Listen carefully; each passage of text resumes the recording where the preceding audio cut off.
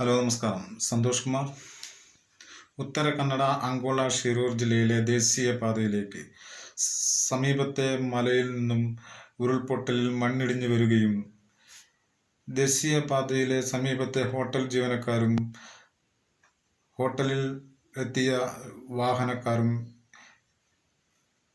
ദുരന്തത്തിൽ അകപ്പെടുകയും സേനാംഗങ്ങളും രക്ഷാദൗത്യ പ്രവർത്തകരും തിരച്ചിലിന് നേതൃത്വം നൽകുകയും കരയിലെ റോഡിലെ മണ്ണ് പൂർണ്ണമായും നീക്കുകയും കേരള കോഴിക്കോട് സ്വദേശിയായ അർജുനെയും തമിഴ്നാട് സ്വദേശിയായ ഡ്രൈവറെയും കണ്ടെത്താനാവാതെ സമീപത്തെ ഗംഗാവലി പുഴയിലേക്കും നേവി സംഘങ്ങളും സ്കൂബ ഡൈവേഴ്സും തിരച്ചിൽ തുടരുകയും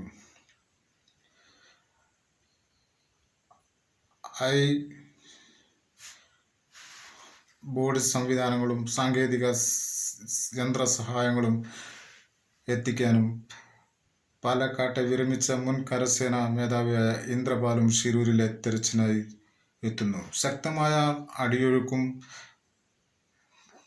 ചെളി കലങ്ങിയ പുഴയിലെ വെള്ളവും രക്ഷാപ്രവർത്തനത്തിന് തടസ്സമാവുകയും സോളാർ സിഗ്നലിലും റഡാർ സിഗ്നലിലും പുഴയിൽ ലോകത്തിൻ്റെ വാഹനത്തിൻ്റെയോ ടവറിൻ്റെയോ സിഗ്നൽ ലഭിച്ചുവെങ്കിലും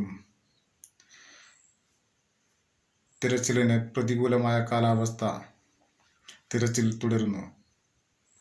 7 പേരിൽ ഹോട്ടൽ ജീവനക്കാരുടെയും കുടുംബങ്ങളുടെയും സമീപവാസിയുടെയും മൃതദേഹങ്ങൾ കണ്ടെത്തുകയും 3